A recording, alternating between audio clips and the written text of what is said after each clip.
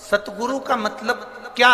सतगुरु का मतलब ये नहीं है कि केवल धन एकत्रित कर लिया या अपनी संपदा को बना लिया। सतगुरु का मतलब है जो अपने एक शिष्य को सतमार्ग की ओर लेकर छोड़ दे।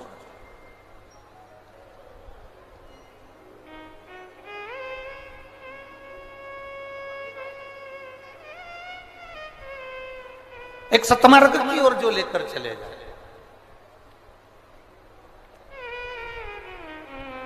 महाराज, हमारे भगवान देवाधिदेव महादेव को भी गुरु की परिभाषा के अंतर्गत गुरु पद दिया। स्वयं मां जगत जननी जगदम्बा माता पार्वती जी ने शंकर को गुरु कहा। स्वयं तुलसीदास बाबा जी ने अपनी रामचरितमानस में शिव को गुरु कहा। श्रीमद् भागवत में कई जगह पर भगवान देवाधिदेव महादेव को गुरु संबोधन से संबोधित किया गया। और जिस शिव महापुराण की कथा को आप श्रवण करने के लिए बैठे हो, अपने स्मरण में रखिएगा कि एक देवराज नाम का ब्राह्मण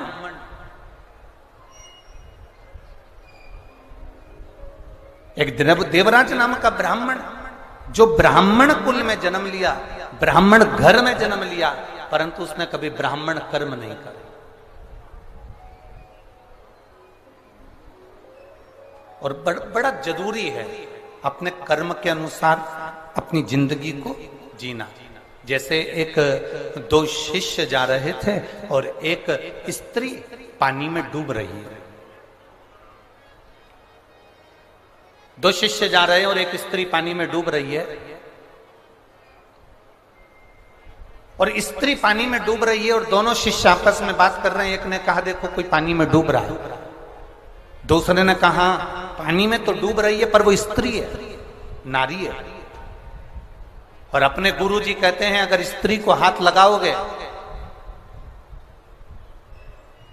या पर नारी को अगर तुमने स्पर्श किया तो तुम्हें पाप लगेगा, तुम्हें पाप लग सकता है, इसलिए ये स्त्री पानी में डूब रही है। दूसरे ने कहा मैं अपना धर्म करना चाहता हूं, कोई डूब रहा है उसको बचाना चाहता हूं। अगर कोई पानी में डूब रहा है तो मुझे उसको बचाना है, मैं उसको बचाना चाहता हूं, मैं उसको बचाऊं। उसने कहा बिल्कुल मत, उसको स्पर्श मत करना, हाथ मत लगाना, क्योंकि वह नारी है।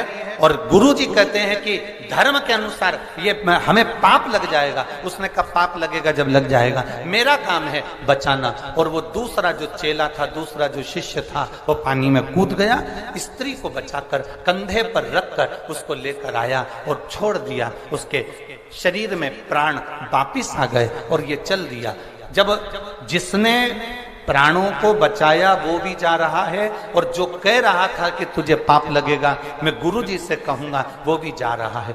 दोनों चलते गए चलते गए चलते गए और दोनों जाने के बाद गुरुजी के पास पहुंचे तो दूसरे व्यक्ति ने कहा, शिष्य ने, गुरुजी ये आपका जो शिष्य है ना, ये आपका कहना नहीं मानता, इसने एक पाप कर दिया। गुरुजी ने पूछा कौन सा पाप करा? इसने ये पाप करा कि इसने पराई स्त्री का स्पर्श किया, पराई स्त्री को छुआ, इसने पाप किया। गुरुजी ने पूछा क्या पाप करा? एक स्त्री पानी में डूब रही थी, इसने उसको बाहर निकाला, छुआ तो पाप तो लगा ना गुरुजी? गुरुजी बोले पानी में से निकालने में, बाहर लाकर छोड़ने में कितनी देर लगी? तो कहा गुरुजी लगभग 15 मिनट लगे। ठीक है, जहां पर उस स्त्री को छोड़ा वहां से यहां तक तुम चलकर आए मेरे आश्रम तक, कितनी देर लगी? गुरुजी 6 घंटे लगे। गुरुजी ने कहा अरे बावरे, उसने 15 मिनट का पाप अगर कर भी दिया तो किसी के प्राणों को बचा लिया, पर तू 6 घंटे से पाप करता करता आ रहा है, उसके पाप को ढोता ढोता आ रहा है। उसके पाप जब हम कोई पुण्य करने के लिए जाते हैं, जब हम कोई सत्कर्म करने के लिए जाते हैं, जब हम कोई भगवत स्मरण करने के लिए जाते हैं, तो ये नहीं कि भगवत स्मरण करेंगे तो कहीं ना कह दिया कि वहां जाओगे पाप लग जाएगा, ऐसा करोगे ना ना। जब जब देव अधिदेव महादेव का नाम लेने बैठोगे तब तब मेरा देव अधिदेव महादेव अपने मस्तक से गंगा की शीतल वर्षा करना प्रारंभ करता है और जीवन का कल्याण करना प्रारंभ करता है। वो शिव है, ओ घड़ी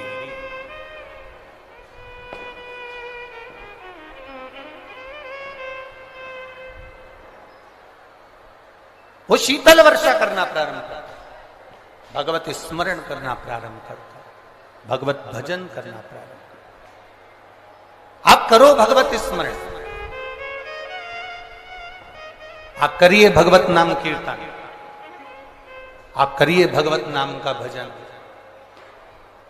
महाराज शंभु शरणे पड़ी मांगू घड़ी रे दुख काटो दया करी ने दर्शन। अभी आदरणीय माननीय कमलनाथ जी ने एक बात कही कि जब हम धर्म का कोई कार्य करते हैं, सत्कर्म करते हैं, तो शिव की कृपा होती जरूर है। इतने दिन से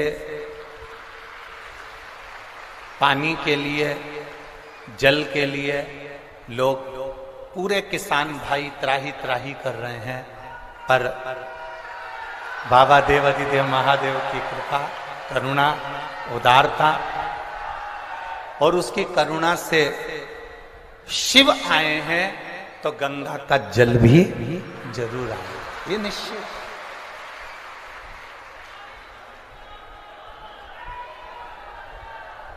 ये निश्चित है महाराज। अरे लुटा दिया भंडार का भोला, सब दुख काटो ओ भोला, सब दुख काटो। शिव कथा कह रही है, भगवान शंकर का संवाद कर रहा है, शिव तत्व कर रहा है। अपने कर्म को करते चले। ब्राह्मण ब्राह्मण का कर्म करे, क्षत्रिय क्षत्रिय का कर्म करे, वैश्य वैश्य का कर्म करे, शूद्र शूद्र का कर्म। देखिए, जब व्यक्ति आगे बढ़ता है, जब व्यक्ति उन्नति की सीढ़ी की ओर जब अग्रण्य होता है,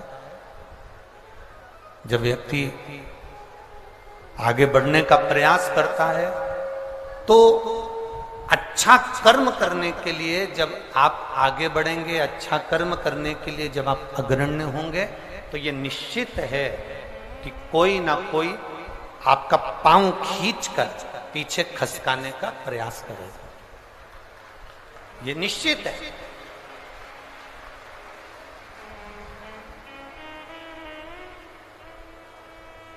पतंग और नाम जितनी ऊंचाई पर जाते हैं, काटने वालों की संख्या उतनी ज्यादा बढ़ जाती है। याद रखिए, पतंग जितनी ऊंचाई पर जाएगी, उसको काटने वालों की संख्या ज्यादा बढ़ जाएगी। नाम आपका जितनी ऊंचाई पर जाएगा, उसको काटने वालों की संख्या बढ़ जाएगी।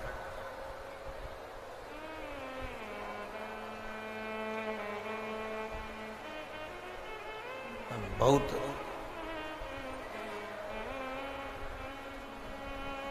शिव महापुराण की कथा कहती है, काटने वाले का काम है काटना, काटने वालों का कर्म है काटना। आप अपने कर्म को करते हुए आगे बढ़ते चलो, आप अपने कर्म को करते हुए अग्रण्य बढ़ते चलो। आगे शिव की मर्जी, वो आपको हाथ पकड़कर कितनी उन्नति की सीढ़ी पर चढ़ाकर लेकर जाए। आपको कहां तक चढ़ा कर लेकर जाए उसकी मर्जी है।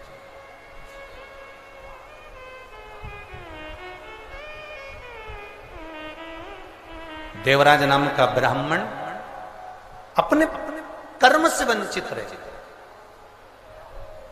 चोरी करना, गलत काम करना, धन लेकर आना चोरी का, और उसमें डूबे रहे। देखिए, शिव महापुराण की कथा कहती है,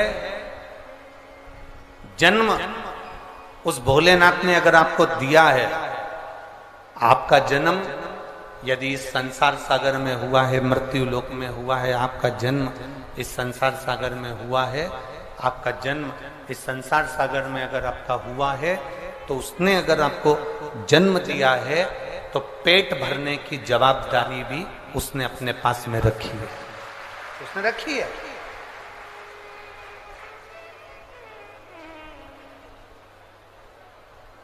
पेट भरने की जवाबदारी मेरे भोलेनाथ जी ने अपने पास में रखी है। पर शिव जी की कथा कहती है कि पेट भरने की जवाबदारी रखी, पेटी भरने की जवाबदारी भोलेनाथ जी ने अपने पास में नहीं रखी। बाबा कहते हैं कि मैं, और हमारा भी शास्त्र तो वही कहता है कि साईं इतना दीजिए जामे कुटुंब समान, मैं भी भूखा ना रहूं और साधु भूखा। यही तो हमारा शास्त्र कर रहा है। देवराज की कथा यही तो वर्णन कर रही है। देवराज ब्राह्मण होकर अपने कर्म से वंचित हो गए। देवराज को जब जब धन की जरूरत पड़ी, देवराज को जब जब भोजन की जरूरत पड़ी, तब तब देवाधिदेव महादेव ने दिया। तब तब भगवान देवाधिदेव महादेव ने उसको प्रदान किया। भगवान शंकर ने तब तब उसको दिया। पर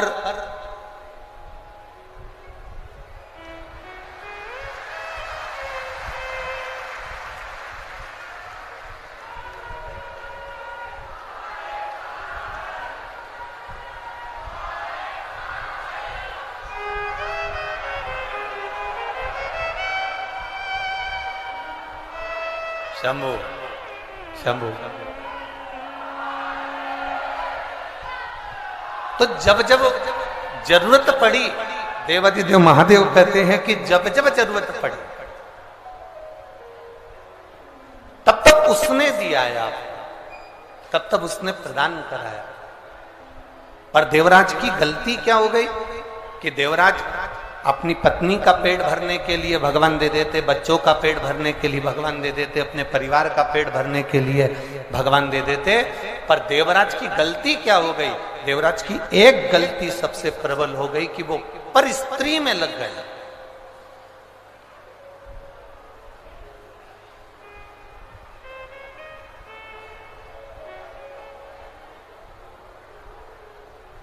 देवराज की सबसे बड़ी गलती ये हो गई कि वो पर नारी में लग गए।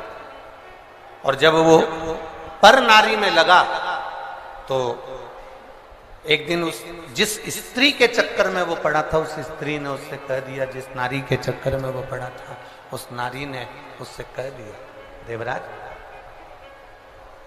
सुनो, जो रानी के गले में जो चंद्रहार पड़ा हुआ है, रानी के गले में जो चंद्रहार पड़ा हुआ है, वो हार मुझे लाकर दो। अब देवराज चोरी करने के लिए गया और चोरी का धन लेकर आ रहा है देवराज, और यही की यही चरित्र बिंदु के साथ में भी हुआ था। यही की यही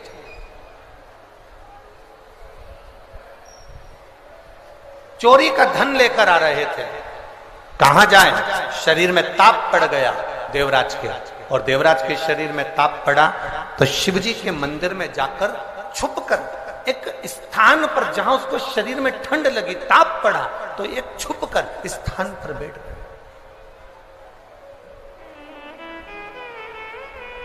शिव पुराण कह रही है, देवराज को यह मालूम नहीं है कि मैं किस स्थान पर पहुंच गया।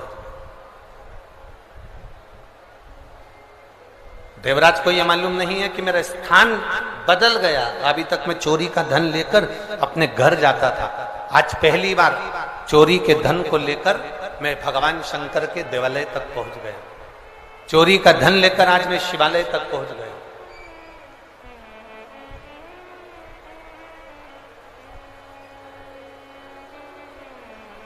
और चोरी का धन लेकर शिवालय में जब पहुंचे,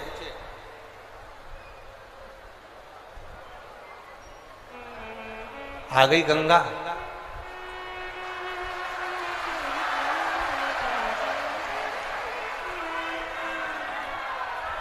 हर हर महादेव।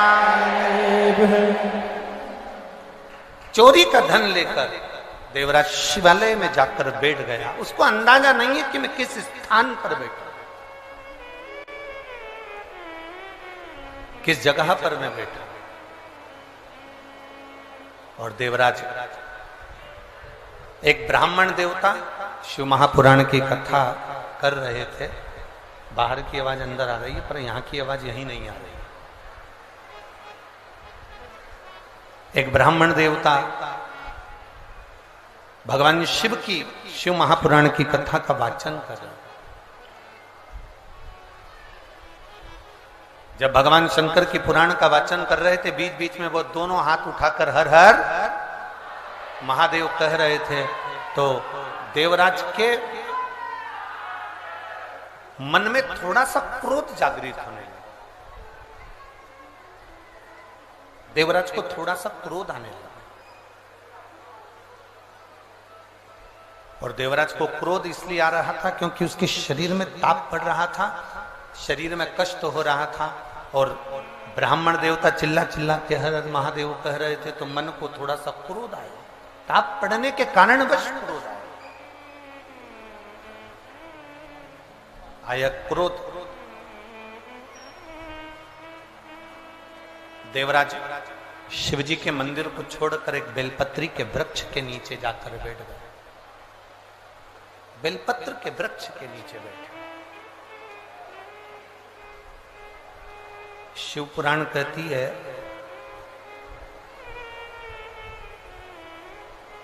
चौबीस घंटे में, शिव महापुराण की कथा वर्णन करती है, 24 घंटे में से अगर कोई 5 मिनट भी बेलपत्र, पीपल, बटवृक्ष, आंवले का वृक्ष, शिव महापुराण की कथा कहती है तुलसी का पौधा,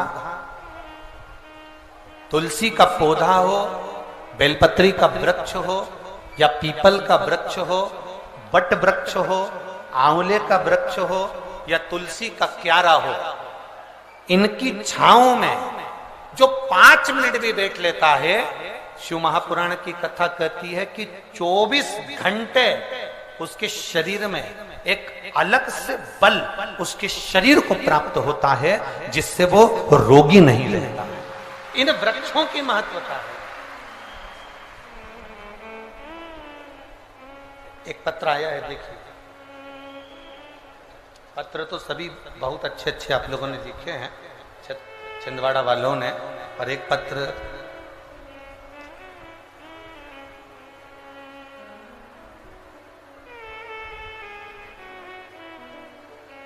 मेरा नाम रत्ना श्रीवास्तव है, मेरे पति का नाम आकाश श्रीवास्तव है, जिला छिंदवाड़ा, चंदन गांव में रहती हूँ। मेरा मोबाइल नंबर ये है। कहीं बैठी हो तो हाथ हिला सकती हैं, कहीं बैठी हो तो हाथ हिला सकती हैं। हाँ ठीक है, दिख गए दोनों हाथ, ऐसा हिला दो दीदी। हाँ जी। अरे बाकी के लोग थोड़ी ना हिलाओ, पक्के छिंदवाड़ा के हो, बताओ। हाँ जी जी, एक बार हाथ हिला दो तो। हाँ ठीक है, दिख गए। मेरा नाम रत्ना श्रीवास्तव, मेरे पति का नाम आकाश श्रीवास्तव, जिला छिंदवाड़ा, चंदन गांव में रहती हूँ। मेरा मोबाइल नंबर ये है। गुरुजी, 1 लोटे जल का मैं क्या वर्णन करूं। गुरुदेव, 20 जून 2023 से मुझे एक छाला हो गया था, चने की आकृति का था, जिसका इलाज मैंने बहुत कराया। डॉक्टरों के जांच करवाने के लिए भी भेजने की तैयारी, और डॉक्टरों ने कह भी दिया कि ये साधारण छाला नहीं है। गुरुदेव सारे डॉक्टरों का इलाज करवाया, सब कुछ किया, पर वो छाला जाता नहीं। डॉक्टर कह रहे हैं ये छाला अलग है, इसकी जांच मुंबई जाएगी और वहां से इसकी जांच होकर आएगी। बहुत सी चीजें डॉक्टरों ने कह दी। भोजन करते नहीं बनता था। पति के सामने अगर भोजन करने बैठती थी तो शरीर में, मुख में इतना तकलीफ होता था गुरुदेव कि हम भोजन भी नहीं कर पाते थे। पति के सामने भोजन करना भी बंद कर दिया क्योंकि उनको हमारा चेहरा देखकर अच्छा ना लगे, तो हम पहले कुछ भी जो बन सकता था मुख से वो पा लेते थे। कई बार तो 4-4 दिन तक भोजन नहीं करते थे गुरुदेव, क्योंकि मुख में वो छाला इतना तकलीफ दे रहा था। डॉक्टरों ने कहा इसकी जांच होना है, सारी तैयारियां हो गई। गुरुदेव किसी ने कहा पशुपति व्रत करो, 1 लोटा जल शिव जी को चढ़ाओ, 1 बेलपत्री का सेवन करना प्रारंभ करो। हमने वो करना प्रारंभ करा, पर वो छाला समाप्त नहीं हुआ गुरुदेव। जब एक बार पशुपति व्रत से भी समाप्त नहीं हुआ, तब हमने दूसरी बार फिर पशुपति व्रत करा। बाबा के मंदिर में जाके जल चढ़ाती, आचमन करती, शरीर में कष्ट बढ़ा। मेरी बेटी ने कहा मां अब तू मंदिर मत जाया कर, तेरा चेहरा नहीं देखा जाता। बेटी मंदिर जाती, जल लाकर मुझे देती। बाबा का मैं क्या गुणगान करूं बाबा। मेरी बेटी ने शिव जी से कहा हम भी तो तेरी अशोक सुंदरी हैं बाबा, तू सुनता क्यों नहीं है। मेरी मम्मी का जो चेहरा है उसके अंदर जो मुख में छाला है, डॉक्टर हर कुछ बोल रहे हैं, तू एक बार ठीक कर दे बाबा। और जल का क्या महत्व करूं गुरुदेव। बाबा की कृपा से बाबा का जब स्मरण किया, 2 महीने लगातार जल पिया, बाबा की करुणा से अब छाला ठीक हो गया। इसलिए मैं चंदन नगर से पैदल चलकर यहां बाबा के कथा पंडाल में पहुंची। ये शिव कृपा, ये शंकर की उड़ा। अब ठीक है बहना, एक बार हाथ हिला दो। हर हर। बैठिए। खाली न जाता कोई दर से तुम्हारे, मैं भी खड़ी हूँ नदी पारे पसारे। अपने हृदय से लगा लो, लगा लो, गिरा जा रहा हो, उठा लो, उठा। ये शिव कृपा। एक पत्र और बड़ा सुंदर आया है, देखिए।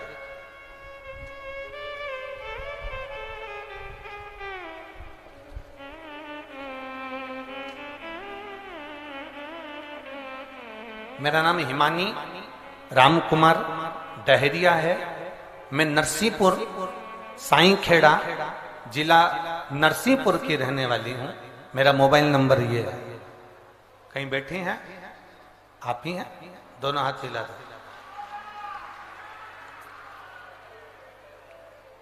गुरुदेव शादी को कई साल हो गए थे, संतान का सुख नहीं था। डॉक्टर को दिखाया तो कहा कि जिस बच्चादानी जो है, गर्भाशय जो है, वो गर्भाशय आपका इतना गला हुआ है, इतना विचित्र है कि उसमें बच्चा ठहर ही नहीं सकता। गर्भाशय में बच्चा नहीं रह सकता। एक बार बच्चे का चांस लिया तो बच्चेदानी कमजोर थी, जिसके कारण बस बच्चा नहीं रहा। बच्चादानी भी बेकार है गुरुदेव। अब डॉक्टर कहते हैं कि तुम बच्चे का योग कभी ना लें, क्योंकि वो बच्चादानी इतनी कमजोर है कि बीच में से फट जाती है, उसका चांस नहीं है संतान का। बड़े दुखी हो गए गुरुदेव। तब किसी के कहने पर पशुपति व्रत करना प्रारंभ करा। बाबा की कृपा का हम क्या गुणगान करें गुरुजी। जब पशुपतिनाथ का व्रत किया, एक बार का व्रत 3 सोमवार पूरे हुए और बाबा की कृपा से गर्भ ठहर गया। गर्भ तो ठहर गया, पर चिंता ये थी कि बच्चादानी ठीक नहीं है, तो उसमें बच्चा कैसे रहेगा। बच्चा उसमें रह ही नहीं सकता। अब करें तो करें क्या? डॉक्टर को दिखाया तो डॉक्टर कहता है कि आपका गर्भ तो ठहर गया पर यह बच्चा भी चले जाएगा। 1 महीना निकला, 2 महीना निकला गुरुदेव, 3 महीना निकला, जांच हुई तो मालूम पड़ा बच्चादानी में 1 बच्चा नहीं है, बच्चेदानी में 2 बच्चे हैं। अब बच्चादानी में 2 बच्चे और डॉक्टर कह रहा है कि गर्भाशय का बच्चादानी बच्चा सहन ही नहीं कर सकता, करें तो करें क्या? गुरुदेव 1 बेलपत्री बाबा को चढ़ाते, जल का आचमन करते, 9 महीने कब निकल गए और बाबा की कृपा से 1 बेटा 1 बेटी ने जन्म ले लिया। जिस बेटे का नाम बेटी का नाम श्री और बेटे का नाम शिवाय रखा। दोनों बच्चे आए, लिया लाओ। गुरुदेव इसमें एक लाइन आपने अच्छी लिखी है गुरुदेव। आश्चर्य इस बात का है कि डॉक्टर भी चक्कर में है कि बच्चादानी तो फट जाती थी, फिर ये 2 बच्चे कैसे हो गए गर्भाशय से? ये आश्चर्य वाली बात है। शिव तत्व है हमारा। खाली न जाता कोई दर से तुम्हारे, खाली न जाता कोई दर से तुम्हारे, मैं भी खड़ी हूँ नन्ही बाहें पसारे, मैं भी खड़ी हूँ नन्ही बाहें पसारे, अपने हृदय से लगा लो, गिरा जा रहा हूँ, उठा लो प्रभु अपने दर से अब तो ना टालो, गिरी जा रही हूँ, उठा लो।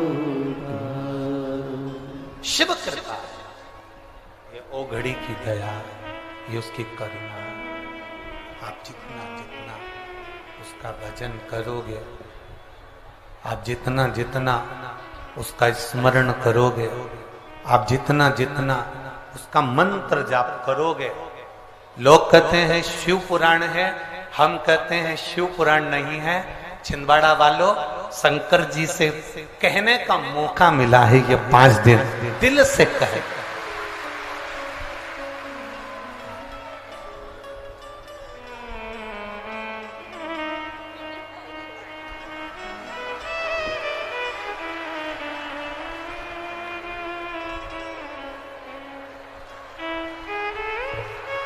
एक बार जोरदार ताली श्री और शिवाय के। तो माइक को छोड़ो।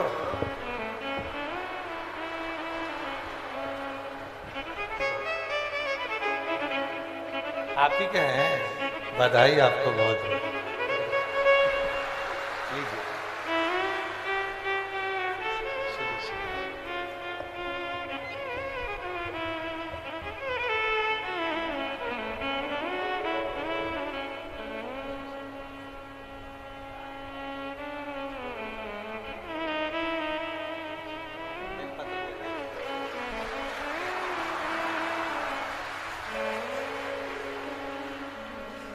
अरे लुटा दिया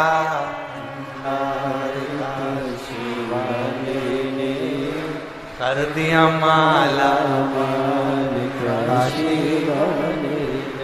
शिव तत्व इसी को कर।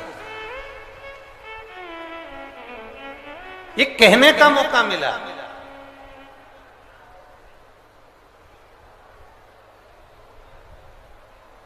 लोग कहते हैं गुरुजी, पंडाल में बैठकर बोलने वाले को 3 महीने में बाबा प्रदान कर देता है। ऐसा पंडाल में होता क्या? हम पहले भी कहे, आज फिर कहते हैं। हेलीकॉप्टर उतारने के लिए जमीन पर चूने से एच लिखा होता, उसको कहते हैं हेलीपैड। वो एच देखकर हेलीकॉप्टर उतर जाता है, शिव पुराण देखकर भोलेनाथ उतर जाता है।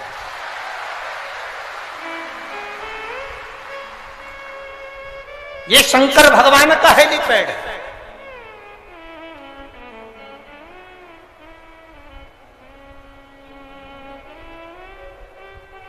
कोई कहेगा बहुत दूर है, कोई कहेगा त्योहार बहुत सारे हैं, तो उनको जवाब देना शिव पुराण छिंदवाड़ा में बार बार होने वाली नहीं। वो तो माननीय कमलनाथ जी के भाव और विचार जो एक आनंद के लिए छिंदवाड़ा वालों के लिए हैं, उस भाव को देखकर ये शिव महापुराण की कथा छिंदवाड़ा की पवित्र भूमि पर आ गई। किस्मत वाले हो, घर जाके नजर उतरवा लेना अपनी अपनी हो कि भगवान ने ऐसा योग लगाया, ये साधारण योग।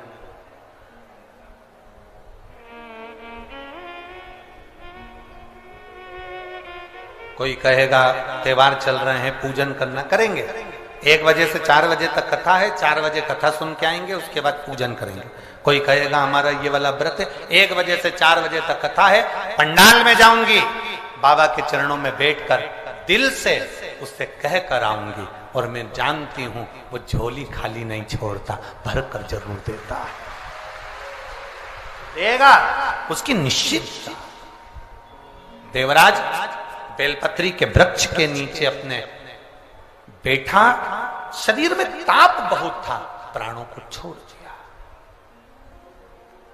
भगवान देवाधिदेव महादेव के धाम में कैलाश पर भगवान शंकर नंदी को लेकर आए, उसको लेकर गए।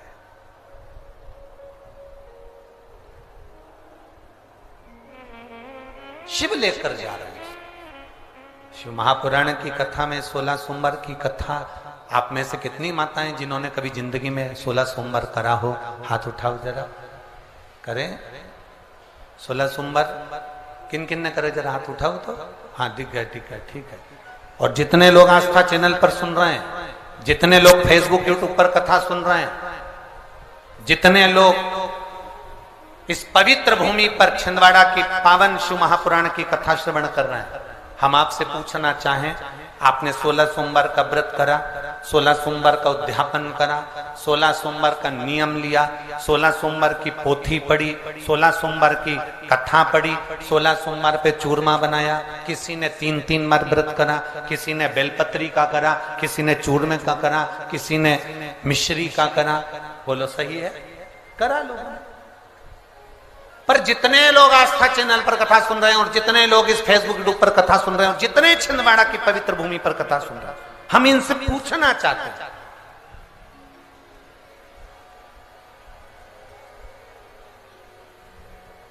पांच व्रत नहीं, 6 व्रत नहीं, 7 व्रत नहीं, 11 व्रत नहीं, हमारे सनातन धर्म में तो 11, 21, 51, बोलो सही है, 7, 5 ऐसा नियम चला आया है हमारे सनातन धर्म का कि 5 व्रत करना है, 7 व्रत करना है, नवरात्रि के 9 व्रत करना है, 11 व्रत करना है, 21 व्रत करना है, 31 करना है, 108 करना है, 1008 करना है। ऐसे नियम हमारे शास्त्रों का चला आया।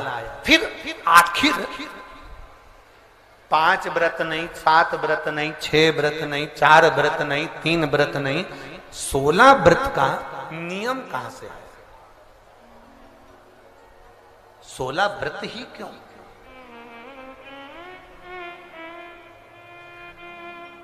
पंद्रह नहीं, 14 नहीं, 13 नहीं, 12 नहीं, 11 नहीं, कितने?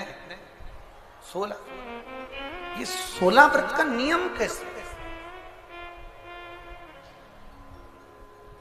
ये कहां से आ गया 16 व्रत का नियम? कोई आपसे पूछ सकता है, आपके घर के बच्चे कह सकते हैं, मम्मी ओ माँ क्या कर रही हो? माँ ने कहा बेटा मैंने 16 सोमवार के व्रत उठाए। 16 सोमवार के व्रत उठाए? हाँ। क्या करती है उसमें? बेटा शाम के समय जब तीसरा पहर होता है, प्रदोष काल होता है, प्रदोष का जो समय होता है, शाम का जो समय होता है, उस शाम के समय पर हम 16 सोमवार का पूजन करते हैं। शिव जी का शिवलिंग का निर्माण करना या शंकर भगवान का शिवलिंग घर में उसकी पूजन अर्चना करना, उसका निर्माण करना और पूजन करके जो भी चीज से हमने सोमवार करे हैं, जो 16 सोमवार के प्रथम सोमवार में चूरमे से करो, चाहे तुम बेलपत्री से करो, चाहे तुम मिश्री से करो, जिससे तुम पहला व्रत करोगे, 16 की 16 व्रत उसी चीज से होंगे, उसी प्रसाद से होंगे। तो बच्चे कहेंगे मां ये 16 व्रत का विधान कहां से आया, 16 व्रत का नियम कहां से आया? आपके बच्चे पूछ सकते हैं, आपसे पूछेंगे, आपके बच्चे आपसे पूछेंगे कि ये 16 व्रत का विधान कहां से आया, 16 व्रत का नियम कहां से आया, तब आपको बताना है।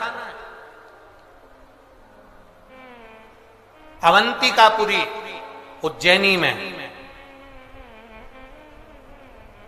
एक कन्या रहती थी जिसका नाम सुगंधा था। बड़े ध्यान से सुनना, 16 सोमवार के व्रत तो आपने बहुत करे हैं, पर 16 सोमवार में 16 सोमवार का नियम कहां से आया? 15 नहीं, 14 नहीं, 5 नहीं, 6 नहीं, 7 नहीं, 21 नहीं, 20 नहीं, 16 का नियम कहां से आया? वो 16 के नियम को जाना। और यहीं से 16 सोमवार व्रत की प्रारंभता है, इस कथा की प्रारंभता। और जिन जिन को स्मरण में ना हो, मेरी माताओं से निवेदन है, जिनको नहीं मालूम है कि 16 सोमवार के 16 व्रत का विधान कहां से आया, उनको आप सुना सकते, आप उनको बता सकते।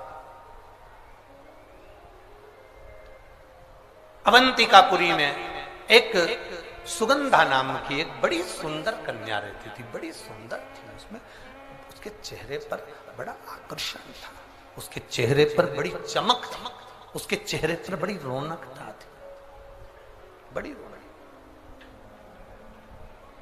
अब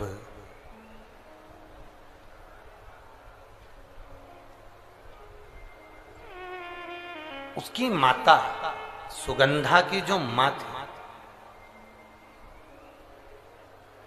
सुगंधा जो कन्या थी, उसकी जो माता थी, जिसका नाम रेणुका था, वो रेणुका एक काम बड़ा विचित्र करती थी।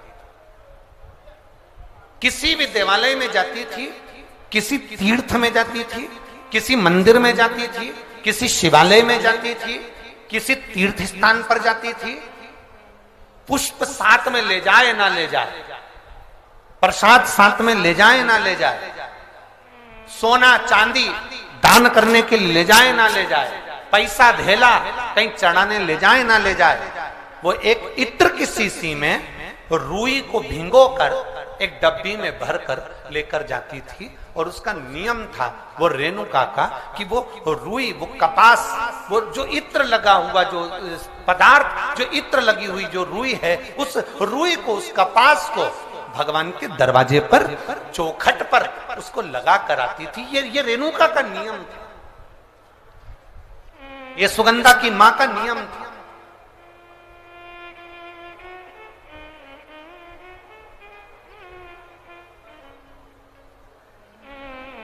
एक नियम हमारी जिंदगी में हम जो लेते हैं, वो नियम हमारे लिए सिद्धता देता है। आप में से कई माताएं ऐसी बैठी होंगी जिन्होंने नियम लिया होगा कि मैं शिव जी के मंदिर में जब भी जाऊंगी, मैं देवादिदेव महादेव के मंदिर में जब भी जाऊंगी, मैं शंकर भगवान के मंदिर में जब भी पहुंचूंगी तो वहां झाड़ू लगा दूंगी, मां पोछा लगा दूंगी। बैठी हैं ऐसी माताएं यहाँ पर जो मंदिर में जाकर कभी झाड़ू पोछा लगा देती हैं। तो आप जाकर शिव के मंदिर में बुआरी लगा रहे हो, झाड़ू लगा रहे हो, पोछा लगा रहे हो, या जो बहुत सारे दिए लोग लगाकर चले जाते हैं, जलाकर चले जाते हैं, दिए ठंडे हो जाते हैं, उन दियों को भरकर एक डलिया में, एक खोखे में, एक जगह पर ले जाकर आप रख देते हो, उसका पुण्य कितना है? शिव महापुराण की कथा करी, कितना पुण्य।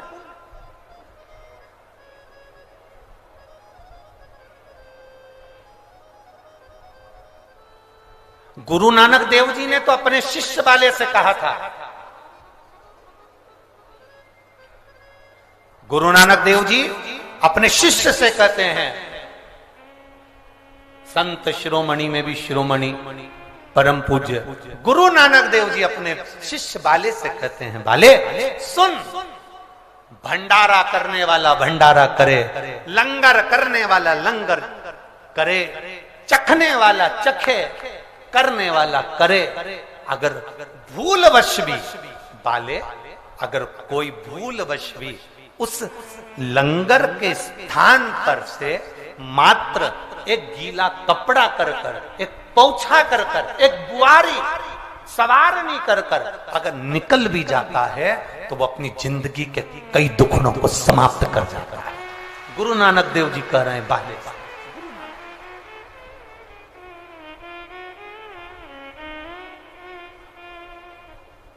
अब शिरोमणि संतों में शिरोमणि गुरु नानक देव जी कहते हैं कि कोई लंगर करे, कोई लंगर चखे, मतलब कोई भंडारा करे और कोई भंडारा खाए, कोई लंगर करे कोई लंगर चखे।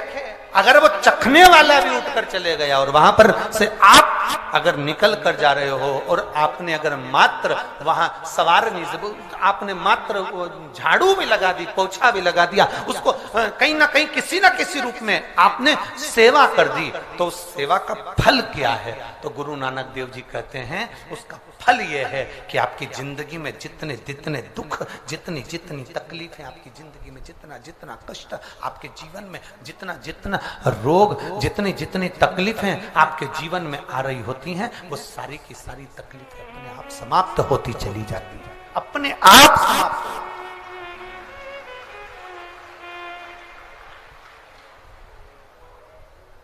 अब रेणु का नियम था, एक इत्र की शीशी में से इत्र निकाल लेती थी, उस इत्र को रेणु का वो भगवान की जो चौखट थी, भगवान का जो द्वार था, भगवान की जो दरवाजा था, भगवान का जो द्वार था, भगवान की जो चौखट थी, उस चौखट पर उसको लगा देती। रेणु का उसका फल क्या मिला? अभी इस पत्र के माध्यम से अपन ने सुना, इन्होंने जो फोटो लगाए करे सब, इस पत्र के माध्यम से अपन ने देखा कि डॉक्टर ने कह दिया, डॉक्टर ने बोल दिया कि गर्भाशय में जो बच्चादानी है उसमें इतना तत्व नहीं, इतना बल नहीं है उस बच्चेदानी में कि वो बच्चा सहन करे। पर पहले भी आपको कथा में कहा, देवता देते हैं पल्ला झाड़ कर और महादेव देते हैं छप्पर झाड़ कर। ये महादेव की देने की रीति बड़ी विचित्र है। आपने टीवी पर कई बार कथा सुनी होगी, उस कथा में आपने बहुत सारे बच्चों को देखा होगा कि जिन्होंने महादेव से प्रार्थना करी तो महादेव ने थोड़ा बहुत तो देता था, मेरा महादेव देता है तो बहुता में देता है, कुछ थोड़ा बहुत देता है। भगवान कृष्ण ने शंकर भगवान की आराधना गर्गाचार्य बाबा के कहने पर करी थी, और भगवान कृष्ण के घर में एक भी औलाद नहीं थी, एक संतान। और भगवान कृष्ण ने गर्गाचार्य बाबा से पूछा था, मेरे घर में औलाद नहीं, संतान नहीं, क्या करूं? शंकर भगवान की आराधना करो, एक एक रानी के साथ बैठकर 11-11 दिन तक शिव जी की भक्ति करो। भगवान कृष्ण ने 11-11 दिन तक एक एक रानी के साथ बैठकर भगवान शंकर की आराधना करी। आखिरी में देवादिदेव महादेव प्रसन्न होकर वर दे दिए, कृष्ण भगवान को वर दिया, हे कृष्ण तुमने मेरी आराधना 11-11 दिन तक एक एक रानी के साथ करी है, तुम्हारी एक एक रानी से 11-11 संतान होगी, 10 छोरा 1 छोरी भगवान कृष्ण के यहाँ एक एक रानी से हुए 1,77,186 बच्चे भगवान कृष्ण के घर में शिव जी की कृपा से।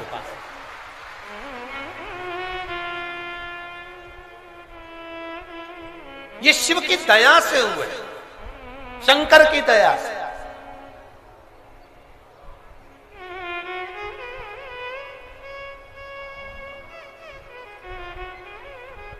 पर आज के जमाने के लोगों को तो धन्यवाद देना भी नहीं आता। धन्यवाद तो जाने दो, बधाई देना भी नहीं आती। फेसबुक पर ऐसी बधाई देते हैं कि उसको देखकर अपने को शर्म आ जाता है। एक व्यक्ति की यहां पर बच्चा हुआ और उसने फेसबुक पे बधाई लिखी, मेरे मित्रों को बहुत बहुत साधुवाद।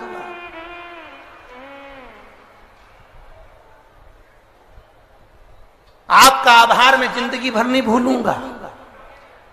बताओ, औलाद तेरे यहां हुई, आभार तू उनका कर रहा है। लिखना ही नहीं आता।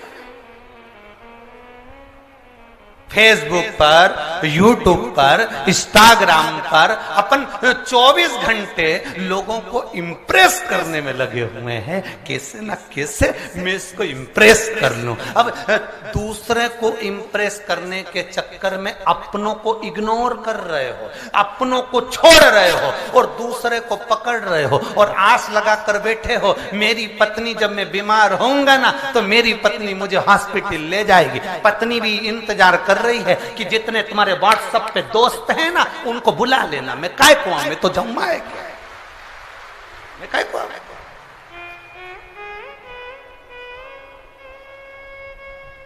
5000 लोग मेरे से इंस्टाग्राम पर जुड़े हैं, 5000 लोग मेरे से फेसबुक पर, 8000 मेरे यूट्यूब पर। इतने मेरे लोग, मेरे दोस्त मुझसे जुड़े हुए हैं। एक बार मोबाइल पे लिख के डाल दे, मेरी आर्थिक स्थिति बड़ी कमजोर हो गई है, केवल मुझे 3 लाख रुपए की जरूरत है।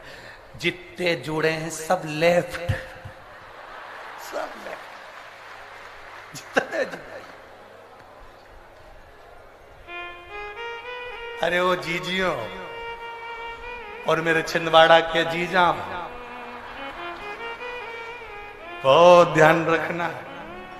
हॉस्पिटल के अंदर पड़े रहोगे, 5000 इंस्टाग्राम के, 8000 फेसबुक के और 10,000 यूट्यूब के, ये कोई काम नहीं आएंगे। जिसको तुमने समय नहीं दिया अपनी पत्नी और बच्चों को, वो हॉस्पिटल में तुम्हारे लिए श्री शिवाय नमस्तुभ्यम कहते नजर आ। भगवान से प्रार्थना कर रहे होंगे, हमारे पति के प्राण बचा लो बाबा, मेरे पति को बचा लो, मैं तुम्हारा पशुपति व्रत करूंगी, सोमवार का व्रत करूंगी। महादेव कहेंगे इसने तेरे को रत्ती भर का समय नहीं दिया, दिन भर रात को सोया तो भी। एक बार पत्नी ने घूर के देखा तो उधर, दिन भर लगा। अब तू के कि मैं सोमवार का व्रत करूं ने पशुपति व्रत करूं, इनकी उम्र बढ़ा दो। भगवान बोले अब मैं तू बता क्या करूं। फिर भी पत्नी कहेगी भला है बुरा है जैसा। समझ में आ गया क्या? वही तार वाली चोटी, भला है बुरा है जैसा भी है, मेरा भेरू तो मेरा करे सो क्या, कहां शिव की आराधना में, भक्ति में, भगवान की आराधना में, भगवान के चित्त स्मरण में हमारी चित्त वृत्ति को हमें रहा। हम किससे आस लगा कर बैठे, किससे आस? अरे देख लिया संसार हमने, देख लिया सब मतलब के यार हमने, देख लिया झूठे नाते झूठे रिश्ते, झूठे नाते झूठे रिश्ते, अरे झूठा है संसार हमने देख लिया, सब मतलब के यार हमने देख लिया। ये किससे आस लगा कर बैठे?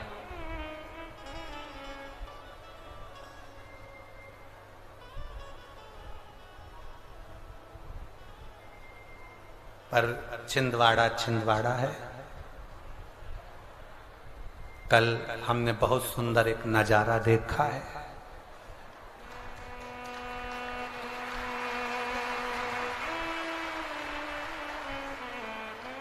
जब हम आए बहुत सारे लोग बिल्डिंगों पे खड़े थे, एक पति और पत्नी भी खड़े थे। बहुत गजब का नजारा था दोनों का। दुकान का नाम नहीं बोलूंगा, नहीं बोलूंगा।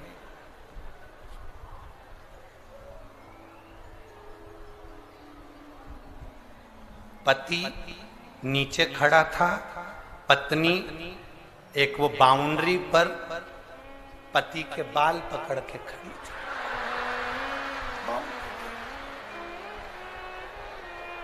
अब पति